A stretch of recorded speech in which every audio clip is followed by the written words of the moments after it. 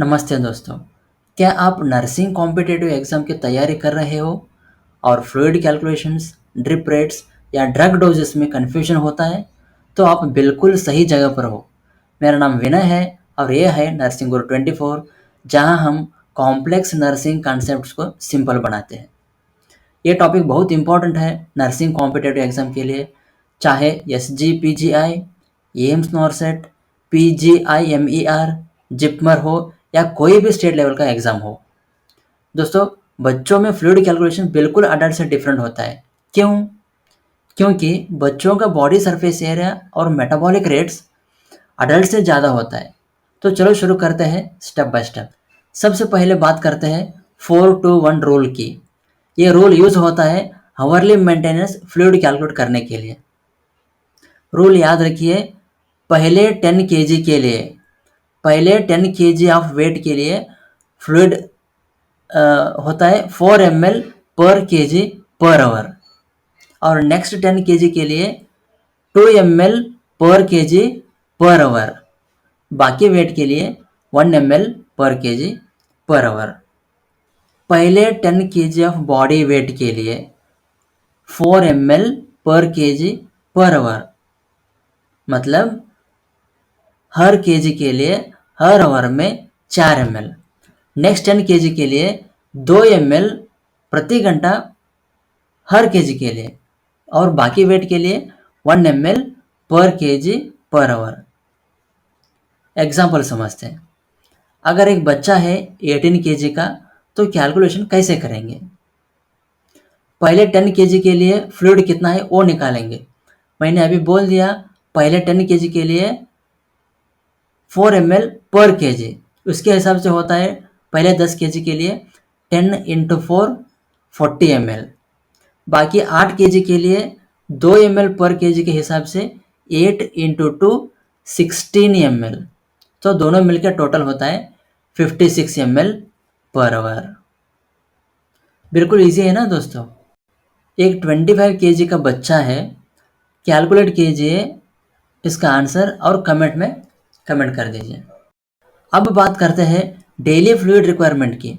इसके लिए हम यूज़ करते हैं 100-50-20 रूल, 100-50-20 रूल।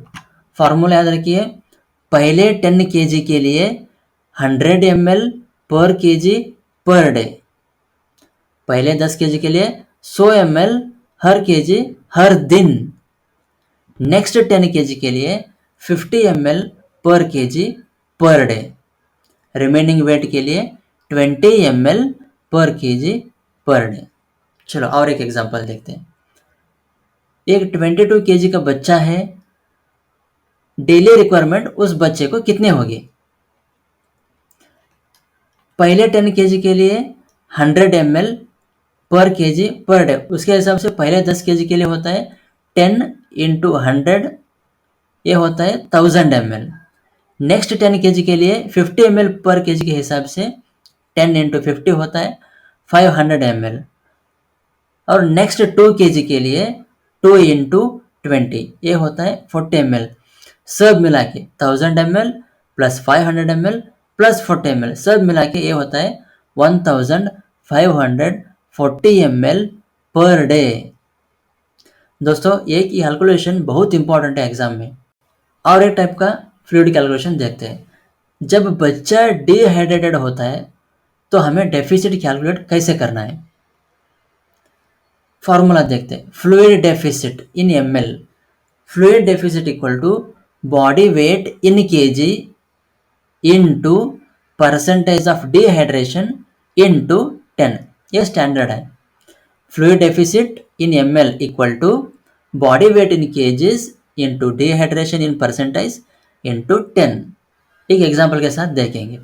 एक 10 kg का बच्चा है और उसको 10% डिहाइड्रेशन है, उसको डेफिसिट कितना है वो निकालना है।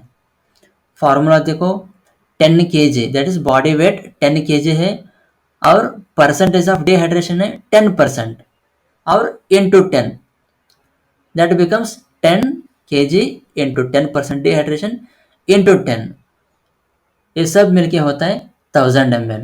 1000 ml is deficit.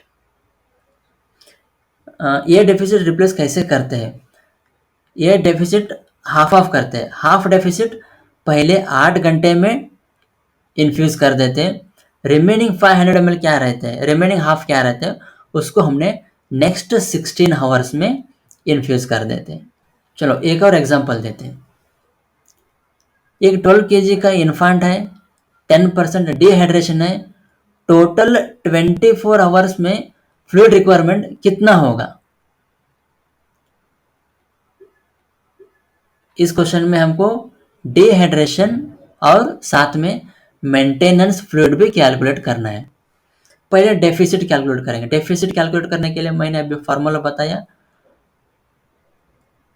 Wait in kgs into percentage of dehydration into 10। इसके हिसाब से ये कितना होता है, 12 kg that is 12 into 10 into 10, ये होता है 1200 ml। ये हो गया डेफिसिट। और मेंटेनेंस कैसे कैलकुलेट करना है, पहले 10 kg के लिए 100 ml पर डे, ये होता है 10 इंटू 100 1000 ml। नेक्स्ट 2 kg के लिए 2 इंटू 50, ये होता है 100 ml। दोनों मिला के 1100 ml मेंटेनेंस। अब 24 आवर में फ्लूइड रिक्वायरमेंट कितना होगा?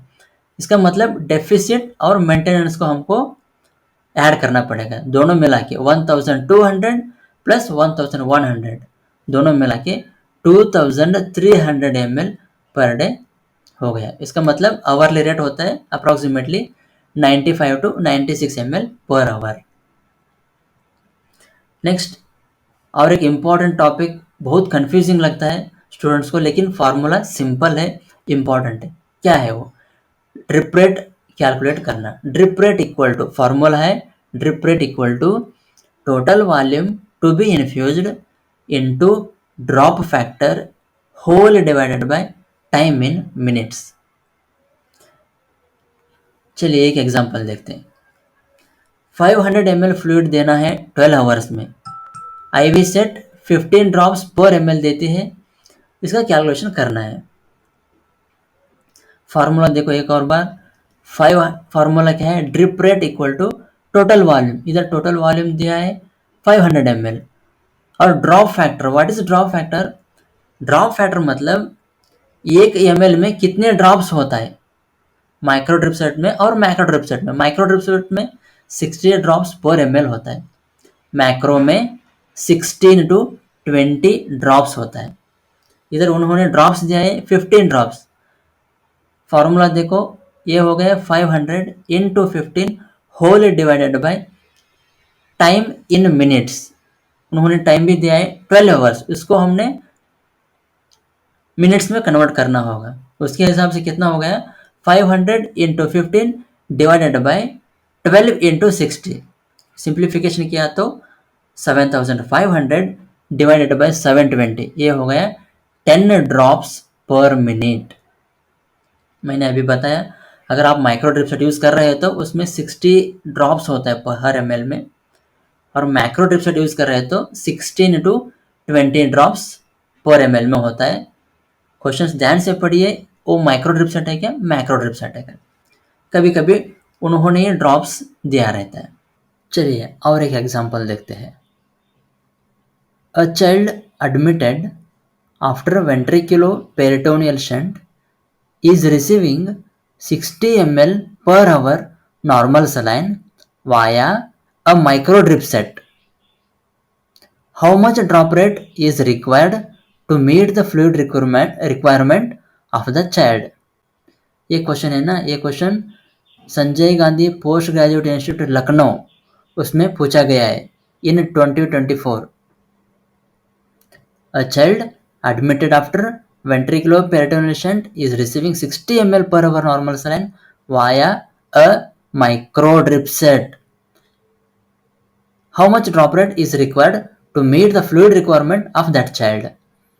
Formula apply करो, drop rate equal to volume in ml per hour into drop factor divided by time in minutes. इधर उन्होंने क्या दिया है, वॉल्यूम दिया है that is 60 ml per our, और उन्होंने बोला है इधर ड्रॉप्स नहीं दिया है, लेकिन उन्होंने बोला है micro drip set. As I told earlier, micro drip set में कितने ड्रॉप्स होते हैं? 60 ड्रॉप्स पर ml। हर ml में 60 ड्रॉप्स होता है। This is standard for micro drip sets. ये स्टैंडर्ड है माइक्रो ड्रिप सेट के लिए। अब कैलकुलेट करो, drop rate equal to volume in ml per hour. 60 ml per hour उन्होंने दिया है, उसके हिसाब से 60 हो गया, इनटू माइक्रो ड्रिप सेट उन्होंने बोला है, उसके हिसाब से ये हो गए 60 drops whole divided by time भी उन्होंने ऑलरेडी मिनट्स में ही दिया है, दैट इज 60 मिनट्स। सिंप्लीफाई करो, 60 इंटू 60 डिवाइडेड बाई 60, टोटल हो गया 3600 डिवाइडेड बाई 60। ये सिंप्लीफिकेशन किया तो 60 ड्रॉप्स पर मिनट ड्रॉप रेट हो जाएगा। Hope you understood. चलिए और एक एग्जांपल देखते हैं मेडिकेशन इन्फ्यूजन के ऊपर। 20 kg बच्चे को मॉर्फिन चाहिए 0.1 mg पर kg पर आवर, लेकिन अवेलेबल है 10 mg मॉर्फिन इन 50 ml सलाइन।